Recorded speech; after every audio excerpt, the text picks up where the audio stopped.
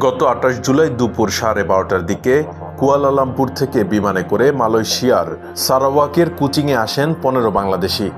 সেখানে বিমান থেকে নামার সঙ্গে সঙ্গে তাদের আটক করে দেশটির ইমিগ্রেশন বিভাগ। মঙ্গলবার এক পোস্টে এই তথ্য জানিয়েছে কোচিং বিমানবন্দরের ইমিগ্রেশন বিভাগ। আটককৃতদের সবাইকে শেমুজা ইমিগ্রেশন ডিটেনশন ডিপোতে নেওয়া হয়েছে।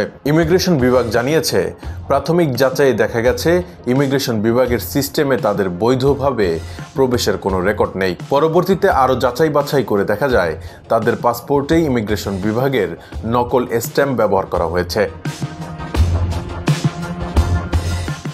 এর মাধ্যমে মূলত ইমিগ্রেশন কর্মকর্তাদের বোকা বানাতে চেয়েছিল তারা। এখন তাদের বিরুদ্ধে অভিবাসন আইন 1959-এর 63-র অধীনে তদন্ত চলছে। ধারণা করা হচ্ছে এই বাংলাদেশিরা দালালদের প্রতারণার শিকার হয়েছেন। মালয়েশিয়ার সারওয়াকে নেওয়ার কথা বলে তাদের থেকে দালালরা 5 থেকে 6 লাখ টাকা করে নিয়েছে।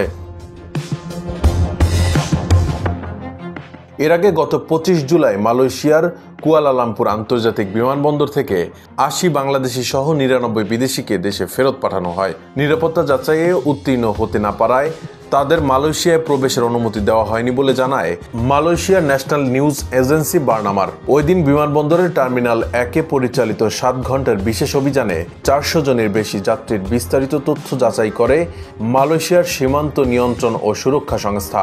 উচ্চ ঝুঁকিপূর্ণ ফ্লাইটের যাত্রীদের লক্ষ্য করে এই অভিযান চালানো হয় বলে জানিয়েছে স্থানীয় কর্তৃপক্ষ।